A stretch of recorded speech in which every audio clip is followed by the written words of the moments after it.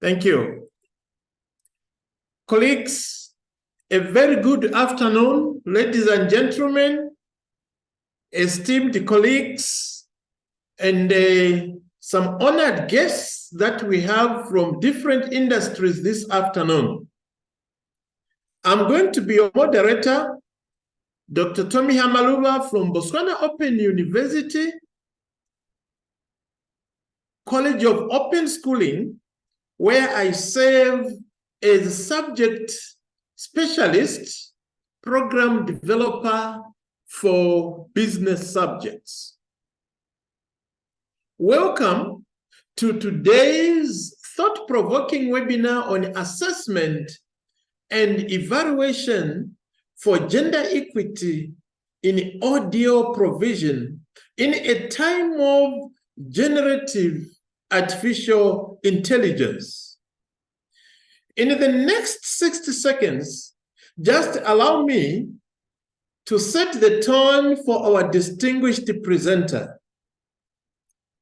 Now, as we gather here today, we embark on a journey to explore the intersection of assessment practices, gender equity, and the transformative power of generative artificial intelligence in open and distance learning.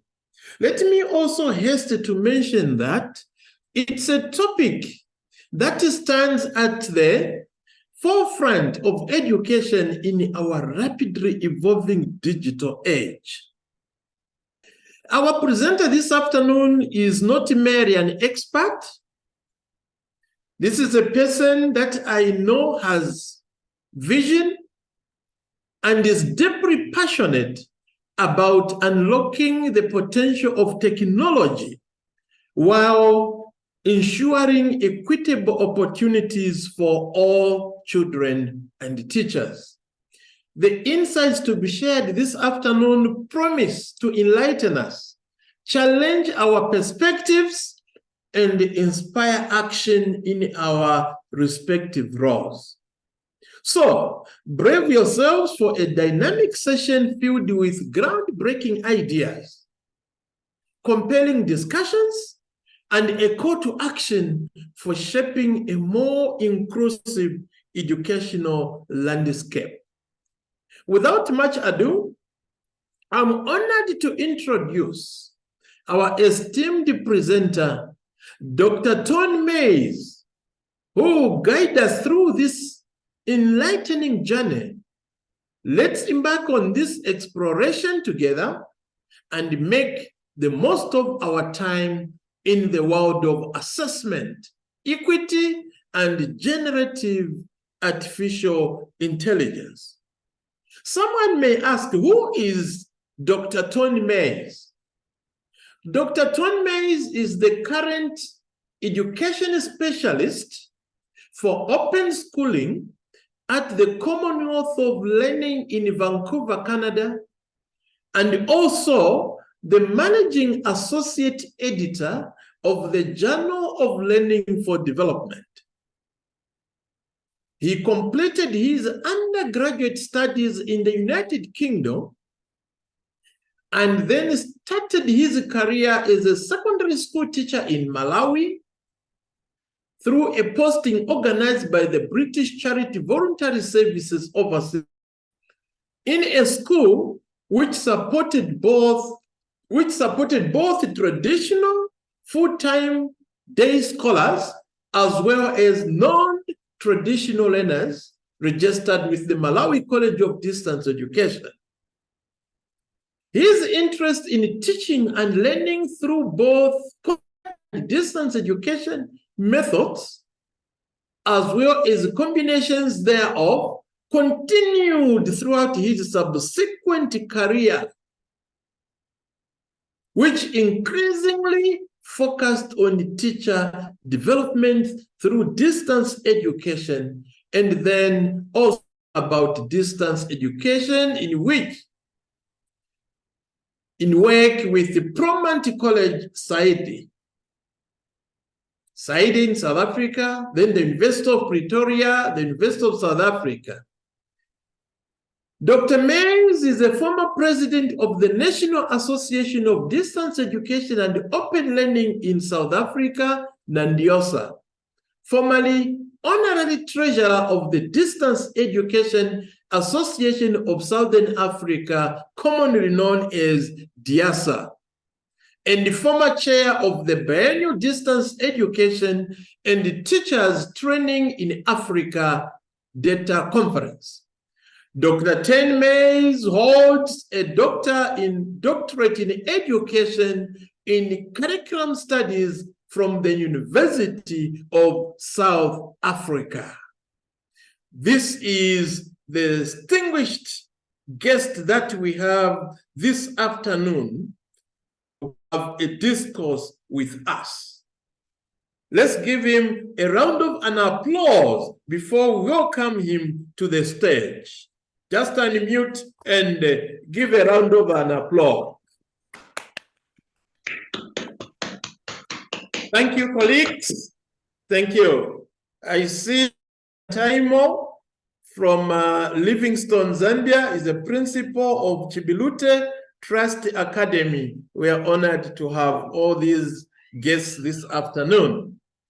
So we continue now, and I do invite now to the stage Dr. Tony Mays to give his seminar.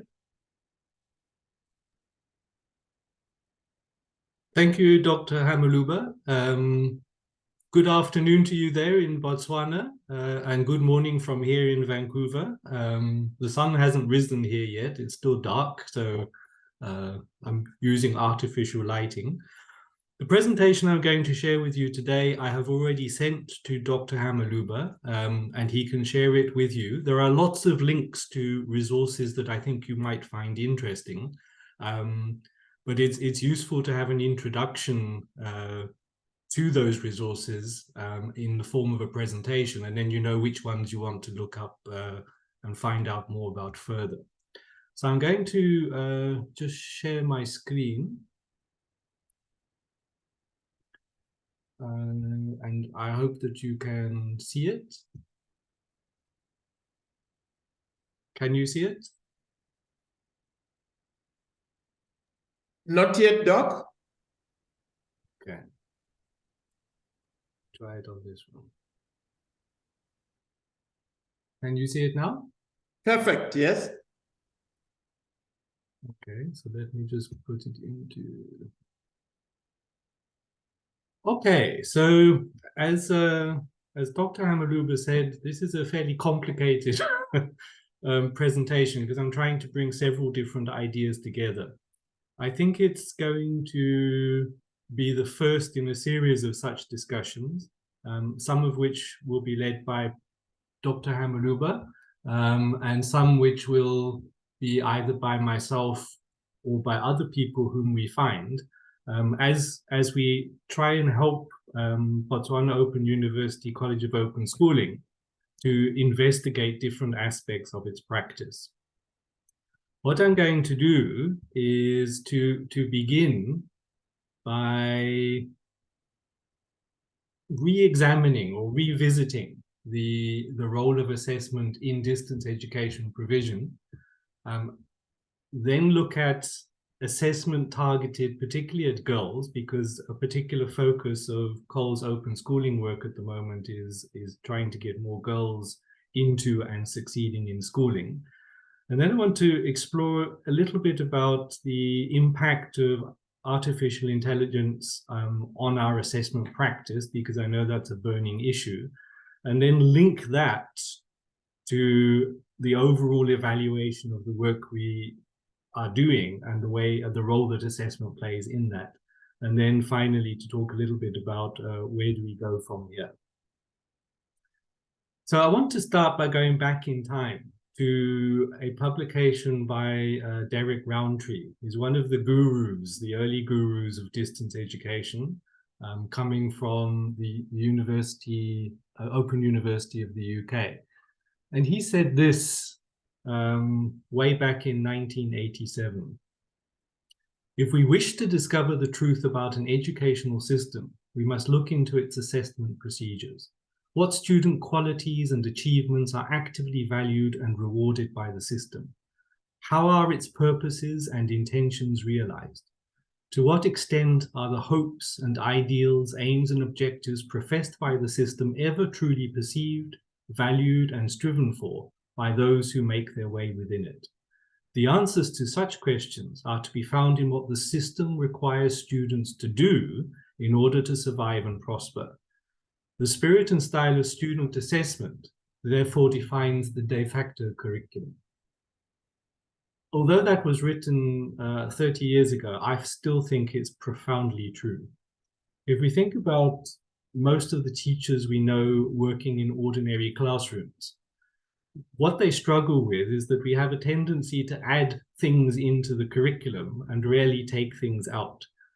And so with more and more content to be covered, what teachers often do in the classroom setting is focus upon those parts of the syllabus which are most likely to appear in the final examination, and they tend to skim over anything else. Similarly, for distance learning students, many of them have family and work and other opportunities, other commitments. So they will often focus on the content we've provided for them, which they know is either linked to an assignment or is likely to come up in the final examinations. So I think it's the way in which we set up our assessment is fundamental to the messages that we provide and the learning pathways that students take. So let's just think about that in a little bit more detail. In a distance learning setting, it may be that there are some learners who will never come to any of the contact sessions we might offer and who might not be active in any of the online forums we offer. In such cases, the only engagement we have with them as individual learners is related to giving them feedback on their assessment. So the assessment strategy needs to be very clearly thought out right in the early stages of program planning. We want to make sure that we give enough feedback to help students check their progress through the learning journey. We want to help them to self-diagnose their problem areas and their areas of strength, and then support them in overcoming the potential problems that they have. Ultimately, the key issue is whether a significant number of those learners ultimately go on to be successful in their studies. Ideally, it would be great to have 100% throughput and success rates, but in reality, things happen. But we should be monitoring to make sure that we maximize the number of students who successfully complete their studies. And then, of course, we want an assessment strategy that gives us evidence that the outcomes that we have specified have been met. So these are some key roles that assessment plays in distance learning setting about the teaching and learning process. However, I think the way in which we structure the assessment can also help with broader learning issues. For example, by staggering assignments that lead up to the examination, we can help students with time management. We can say the first assessment or the first assignment is based upon the first 3 modules in the course. You need to have completed that by February. And then the next assignment is based upon modules 4 to 6. You need to have completed that by the end of May. And in that way, we can help the learners to scaffold and get the sequence of activities into their calendars. And then another thing we should be doing is using our feedback to the learners on their assessment to motivate them. So, many of us were teachers before we moved into distance learning, were classroom teachers. And one of the first lessons that I learned when I was learning to become a teacher was that start with something positive first, before you then go into areas for improvement. So I like the way that you've done this in your assignment, but when you do the next one, please focus on this and this. so that you can get even better marks or so on and so forth. So using the feedback to motivate the learners. And then helping the learners to see the links in the course. So that assignment 1 leads to assignment 2, leads to assignment 3, and all of those assignments are preparation for the final summative assessment. So learners need to be able to see the connections, that each of the assignments is part of the journey that leads to preparation for the final summative assessment.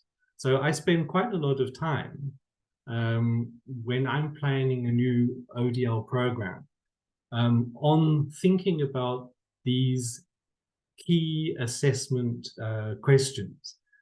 I usually start by saying, once we've decided what the outcomes are, I then want to look at how would I assess those outcomes? What evidence would I require that those outcomes have been met? And then I would break that down further into what are the steps towards that in terms of assignments. It's only after I've done that that I would begin thinking about what content I need. So that's kind of like it's like a backward design or an outcomes-based design process. I'm not sure if you follow that or not, but the key takeaway message is that your assessment strategy, what you ask learners to do is critical to get right in terms of maximizing chances for student success. Here's an example, it's one of my favorite examples. I've used it several times in the past. This is an assignment that was given to students at the Open University in the UK who were doing a course to do with environmental education. So they were asked to look in their local area and make field notes on what birds were there, what kinds of insects were there, what kinds of plants were there. They then wrote up their field notes and uploaded them to the university's biodiversity database. The system then was able to map and say, in this area, there are these kinds of animals, in that area are these kinds of plants. And so each of those little contributions builds into something bigger. And then the students submit an assignment based on that for credit. But once the data has been verified, it fed into the National Biodiversity Database. So you can see that it's a very well scaffolded sequence of activities. You can see that it's not just about doing something to please the teacher. We're actually getting the students to make a real contribution to national knowledge. So this assessment is both well structured, but it is also authentic. And I think that's one of the challenges for us is when we're designing our assessment tasks, how can we make sure that it's not just a simple regurgitation of facts, but actually contributes to a knowledge base. So those are some sort of general principles that inform our own practice at Cole and my practice in particular.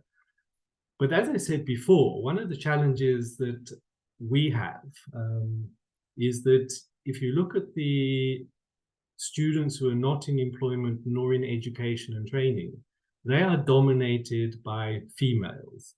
We have more females who've dropped out of school and haven't managed to find their way back in again. In some areas, we get girls back in, or young women back into the system, but then they don't perform because they have all sorts of other commitments. So one of the things we can do to try and improve the success of girls that we bring back into the system is when we're developing our assessment tasks, that when we choose images or we identify examples or create scenarios, we do that in a way that provides examples of girls and young women who have been successful. So here are two photographs. If all of my examples are reflecting the right-hand photograph, it seems to imply that scientists need to be males.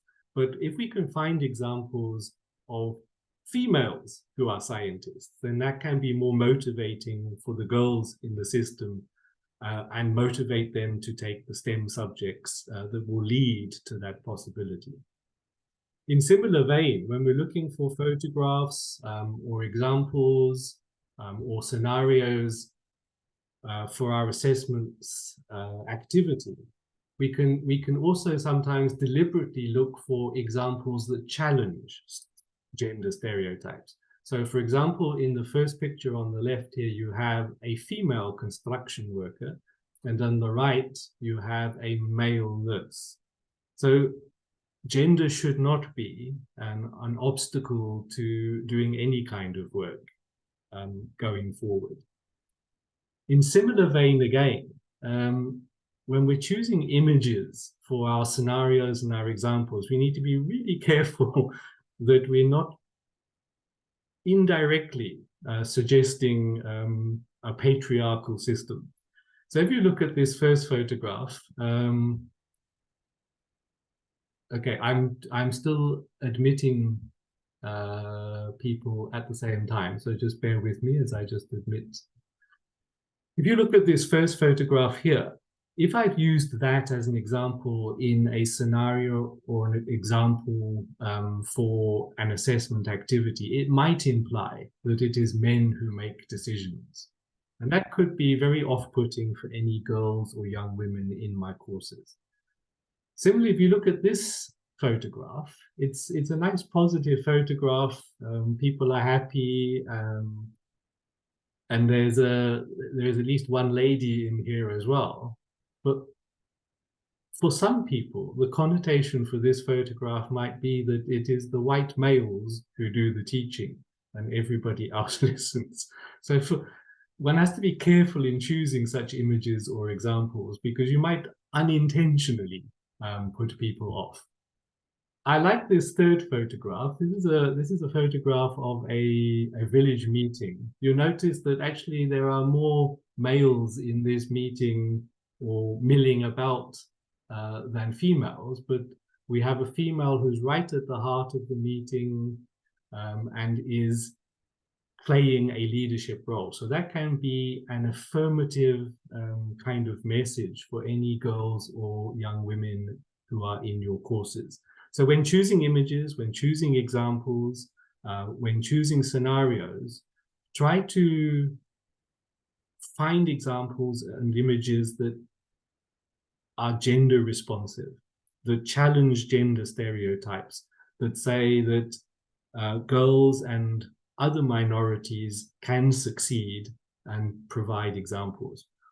One way to help you to do that is to begin building a database of positive stories around which you can build scenarios, around which you can build comprehension exercises, which illustrate different aspects of employment.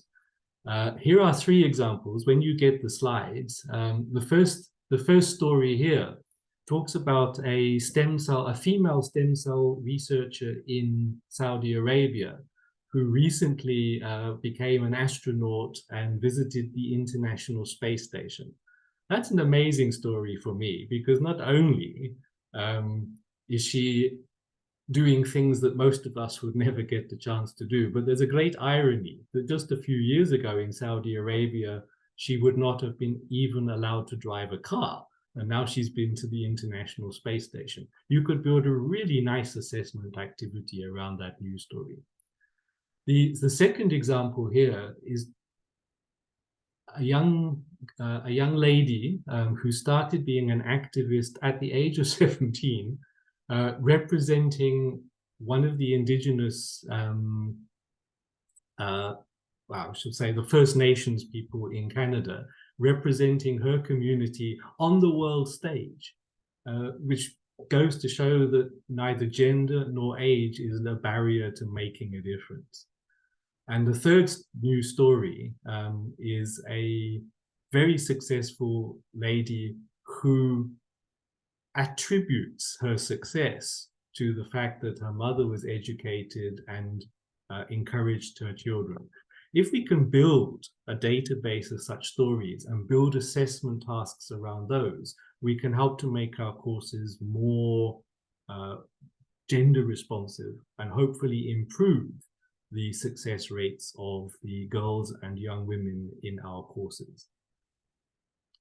So let's then move on to the third dimension, which is assessment and AI. Here is a typical, fairly typical history exam task or assignment task.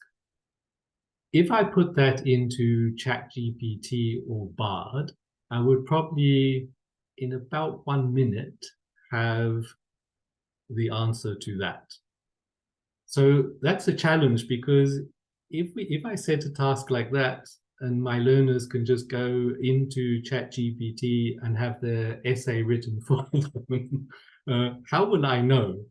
And how will I be able to tease out of that whether or not my learners have learned anything from my history course?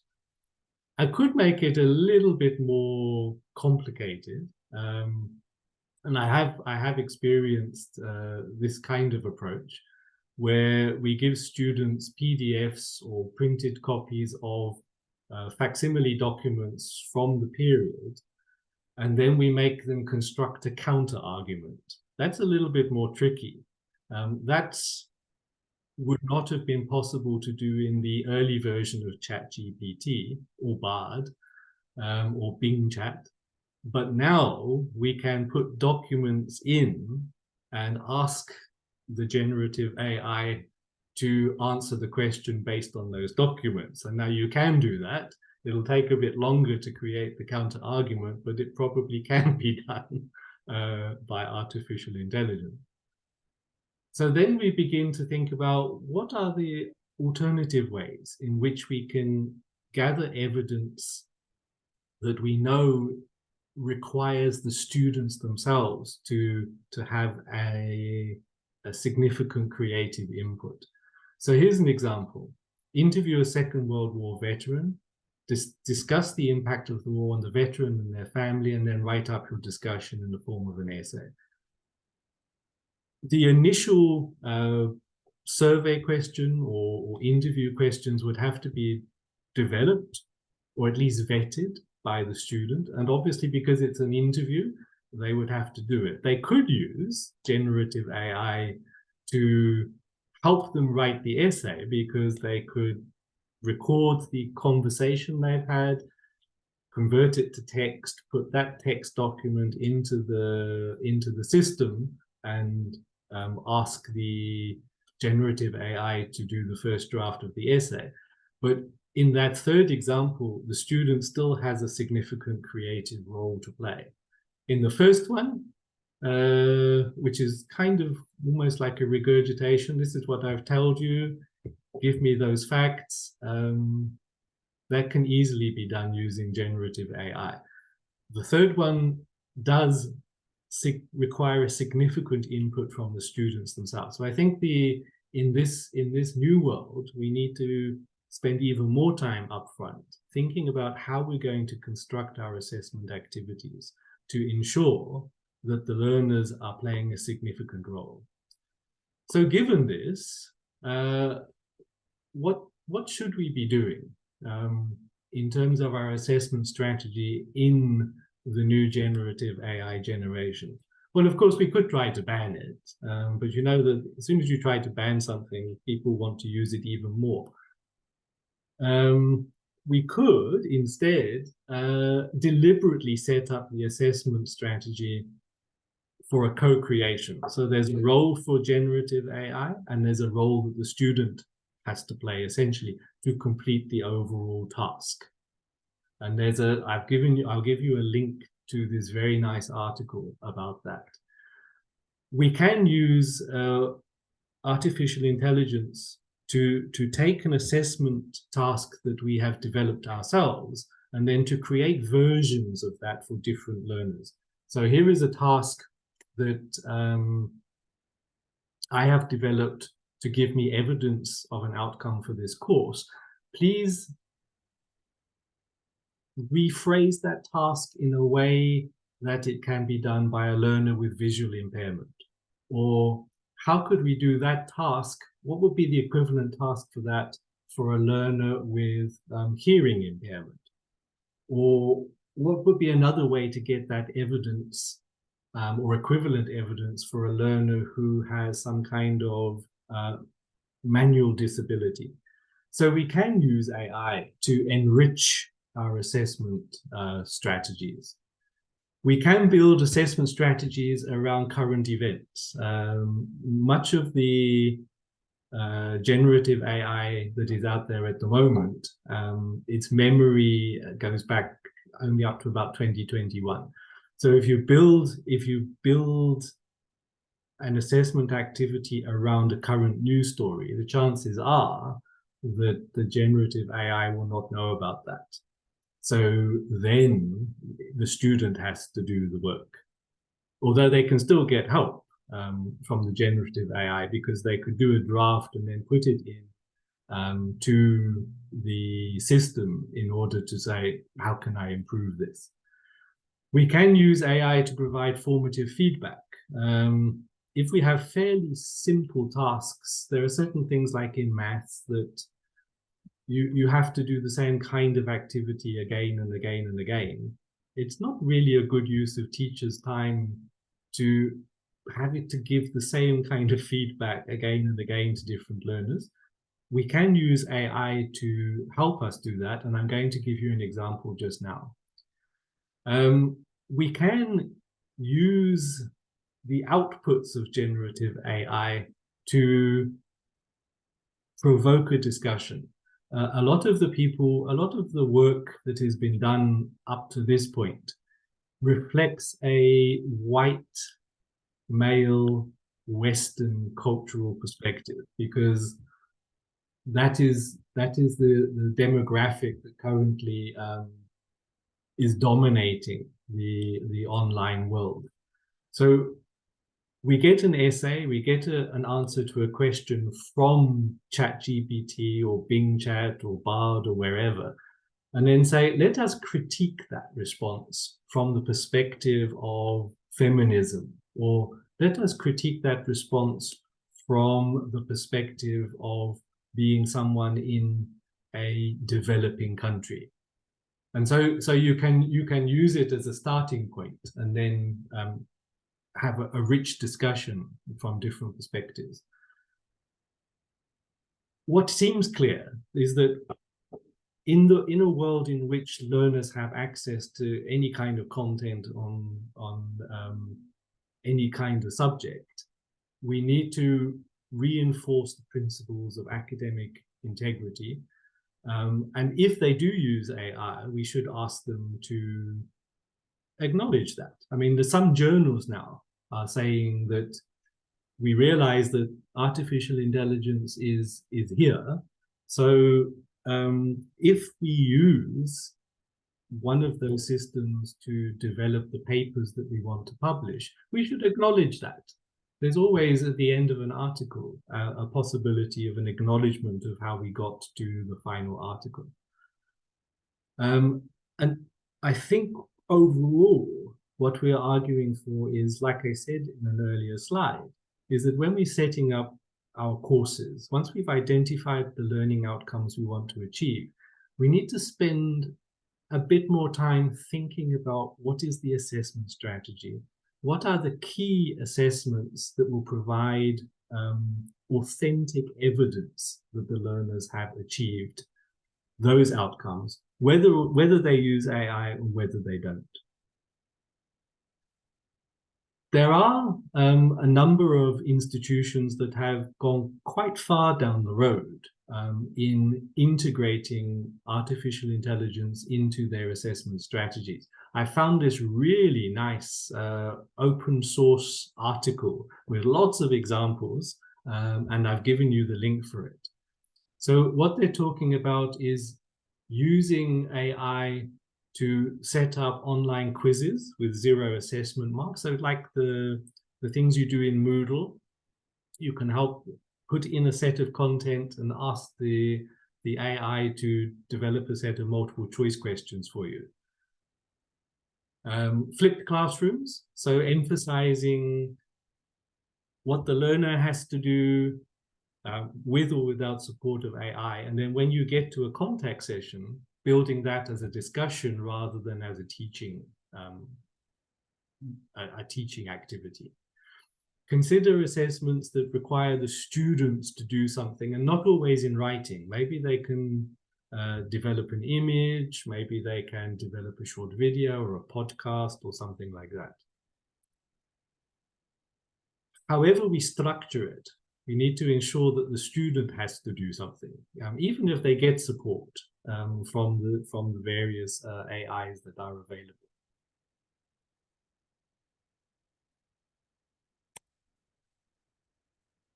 We can, by using and building AI into our system, we can accelerate the learning journey for some learners by getting some of the easier stuff supported by artificial intelligence. And as I said in the history example, interview-based assessment can be a way of ensuring that the students are doing a lot of the initial thinking and data collection. And then, of course, project-based, experimental, laboratory kinds of activities also require the learners to be doing the work, although they might use artificial intelligence to help them with the write-up thereof. And this is a key issue, that if we deliberately encourage the use of artificial intelligence, we should steer students towards using it for editorial support, for direction, for scaffolding, in the similar way that I use Grammarly when I first review articles that come to the Journal of Learning for Development. One of the first things I do is put them through Grammarly. It gives me some ideas around the language use and some of the edits I'm going to suggest, but I can also use it for a plagiarism check. And there are various other ways of doing that using things like Turnitin and such like. So I've given you a link to this article. It's quite a long article, but it's got lots of examples built into it. As an example of something that Cole is currently doing, we have a lot of our partners using Moodle, and BOU uses Moodle as well. So we're working with the University of Samoa. And what we did was we took all of the guidelines that have been developed for using Moodle, we fed them into ChatGPT-4, and we used that database to build a bot, as it were, an automated chat. Because we realized that actually students and teachers often have questions, repetitive questions, like I've forgotten my password, I don't know how to navigate, I don't know how to find things. And these repetitive questions can take up a lot of our time as teachers. But if we could do it in a way that they put in their question and they get an automated response, that could save us a lot of time. So this is what we're trying at the moment in Samoa. And it seems to be, early feedback is that it is working really well. And it's rare that a student question or a teacher question needs to be escalated to a live human being. So for these kinds of repetitive kinds of issues, we can use generative AI for the initial feedback. So that brings me into the next kind of set of issues, which is the link between assessment and evaluation.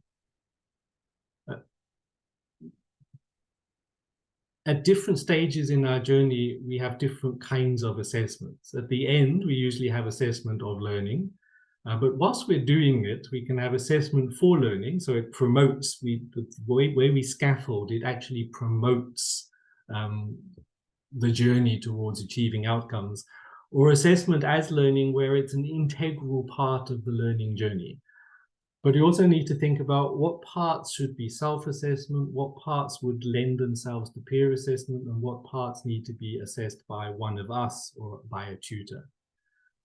And then using that evidence, I need to make an evaluation decision of whether all of that assessment evidence demonstrates that the outcomes have been met by that particular student. And then I can extrapolate from that further of whether the learning program was successful in promoting student learning. If I have low retention, low throughput, low pass rates, that should be an indicator that I need to do something to improve that program, either in terms of the content, or in terms of the assessment strategy, or in terms of the learner support. So we should be closing that feedback loop. And that's particularly important for me in the current COL strategic plan in terms of girls' education. So what I want to be able to say is, let me check the enrollment of girls. And if it doesn't match or exceed the broader demographics, then I need to have an intervention. Similarly, does retention, if more of my girls are dropping out than boys, then I need to do something about my learner support, or something about my content, or something about my assessment to make it more attractive to keep more girls in. I want to look at the pass rates on assignments and on final exams for my girls. If it's not matching or exceeding the broader demographics, then I must modify the program in some way. Similarly with path rates, similarly with progression from grade 10 to grade 11, from grade 11 to grade 12. If I find that there's something not quite right there, I shouldn't just leave it. I need to intervene. I need to change what I'm doing in some way. So ultimately, it's about closing the feedback loop from assessment, from our M&E, to improve enrollment, retention, pass rates, and progression. So, but let's ask Bing Chat about some of these things. How can generative AI support assessment and evaluation for girls? If I put that in, what happens is this.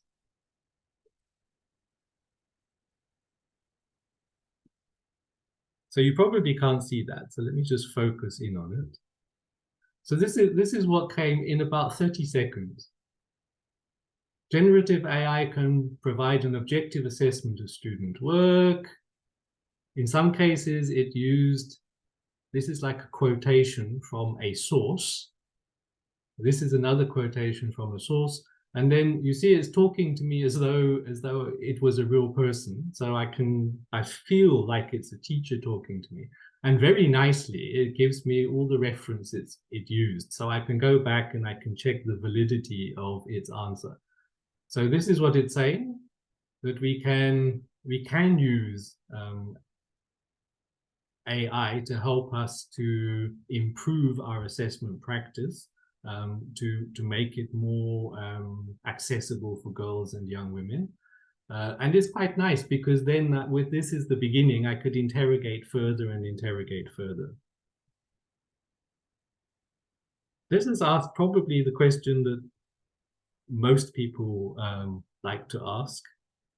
How do we overcome the challenge of students getting their assignment essays written by generative AI and then not acknowledging that they have used that in the process? So this is what Bing Chat tells me.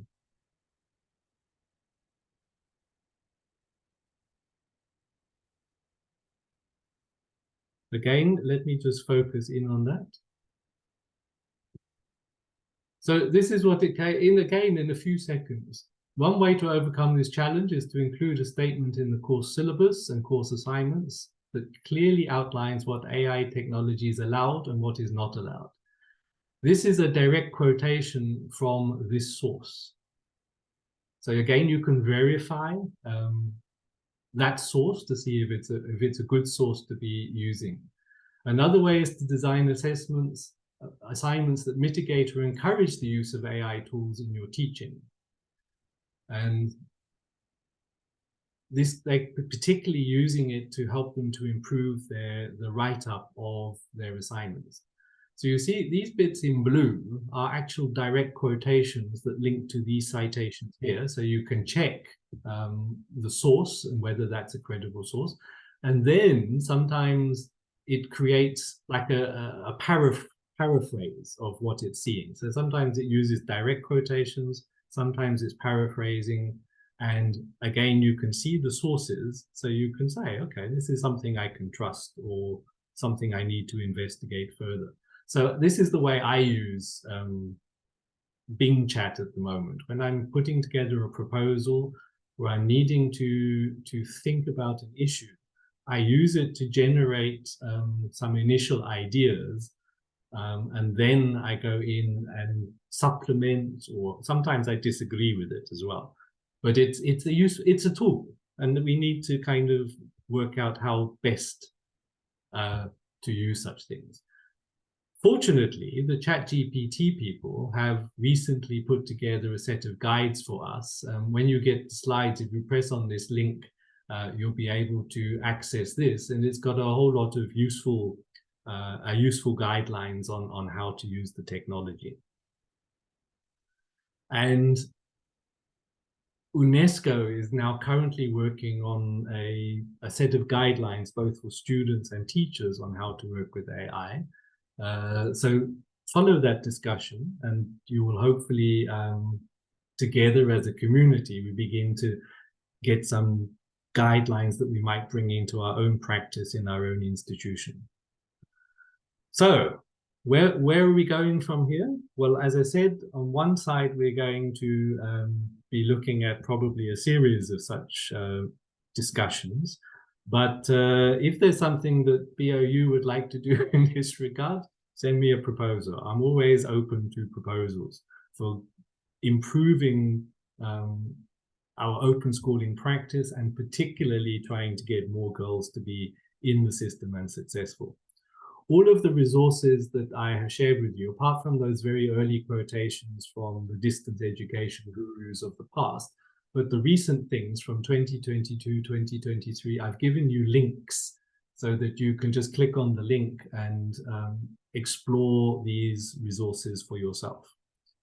So that's it. That's my bundle for today. So I'm going to stop sharing my screen now, and we're open for discussion. So back to you, Dr. Hamaluba. Wow. One can just say, wow. Thank you very much for this informative discourse that we have this afternoon. So far, so good, Doc. We are very grateful. If there's anything that we are challenged as institutions of learning, is to defend academic integrity of our assessment standards. Very, very important. So you really brought up very, very salient issues that need to be looked at by various educators, because artificial intelligence is here to stay. And if we remain very traditional the way we are doing things, then we stand a chance to have our assessments compromised. Allow me at this juncture to also acknowledge the presence of, I saw our acting Deputy Vice Chancellor, Professor Adikambi, is here with us, and several other high-ranking, specially invited guests. They are in this audience. We appreciate your coming to this webinar, which is not only an eye-opener, but a call for serious transformation into our teaching and learning. Without doing that, the students will be ahead of systems, and our education shall be highly compromised. You have brought us through very well, Dr. Mays, in as far as formative assessment and summative assessment has to be packaged. It's very important in our modern time. We have learned to really understand the STEM when you're setting a question. especially with online assessments and assignments where students take home. So we organize many of such webinars where we need also to even equip our own tutors who set questions and interact with our students so that they can manage to lock some of the loopholes that compromise examination integrities. Very, very timely subject. And the girl child is never left also out of the picture. We have learned a lot this afternoon from that. Now, I've got 8 minutes. In these 8 minutes, I will give my acting Deputy Vice Chancellor, Professor Adikambi, to say 1 or 2 things. Then from there, I will open the floor for contributions, questions, and any further observations. Prof. Yeah, thank you very much. Let me just stop the camera. Thank you, Dr. Mays. Thank you, Dr. Tommy Amaluba. I think this has been a very appropriate contribution to the activities, at least for us at the university here, and I know for others who are joining us from other parts of the world. But maybe also to just know that the Deputy Vice Chancellor Corporate Services, Dr. Lester Teddy, is here with us. And I know that we do have some of our deans. I could see Professor Bakile there. This has been, a very timely presentation because I think we're at a point in our activities as a university when we are looking sincerely at what we will be doing with our assessment practices, just to, of course, also ensure protection of the integrity of the university. And I think this couldn't have come at a better time.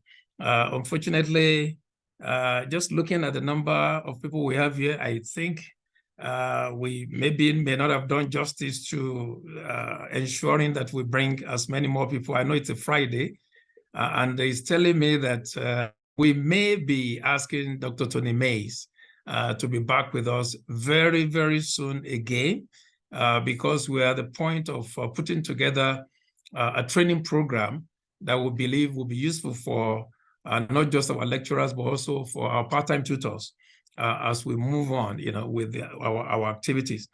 One of the things I like most about this presentation is that the approach that Dr. Mays has, used is such that, I mean, you could just follow the arguments, you could follow the examples, even the AI and the chat, the GPTs and all that, the bots that he used, the examples from there are very, very clear. And I think there is quite a lot in terms of illumination here. So I just want to thank you because I know there are others who may want to say something. Let me thank you very much once again for this presentation. But just to let you know that we may be asking you to be back within a very, very short time. Thank you. And Dr. Tony Mays once again, and Dr. Tommy for allowing me to say something. Thank you very much. Thank you, Prof. Very happy to help. Much appreciated, Prof. We really appreciate that. And like you have also mentioned, our other Deputy Vice Chancellor is also, it's always very uplifting when you see such level of support and the value that is attached to such a timely subject. Thank you very much, Prof. Now, for sure, Prof, the call for more webinars, our plan is to have a number of them probably once every month, or we skip 1 month like that. We have a plan for 2024, and we really pray that it comes to something that will be tangible. Now, I just want to bring on stage in the remaining minutes to start with Dr. Mays. There's one question in the chat section.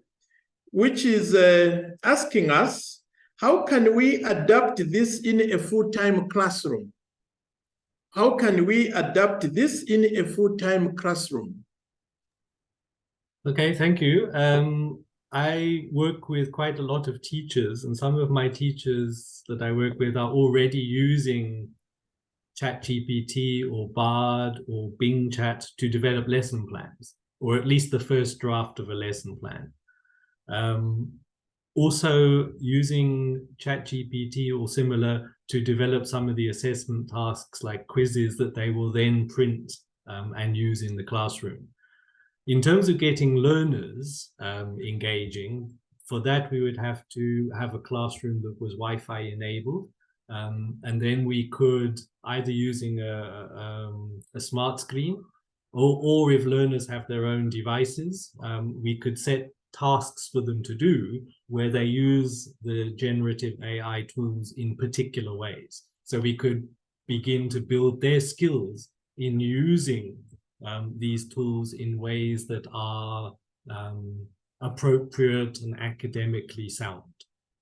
So we can use it also in the classroom. Thank you very much. I hope that answers Mr. Ntaimo. We have got 2 minutes. Anybody who would like to say something, you can just raise your hand using the reactions. We have 2 minutes.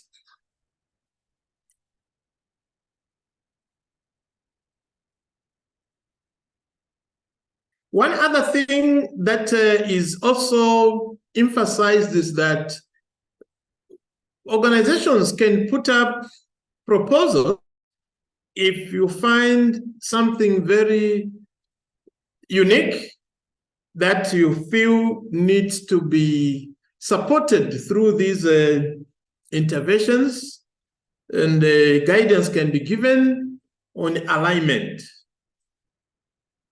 So I'll be sharing the presentation to the participants who have a register for participants. I'll be sharing it also with the attendance register, and the video also, we have done a recording so that you could also revisit at any time.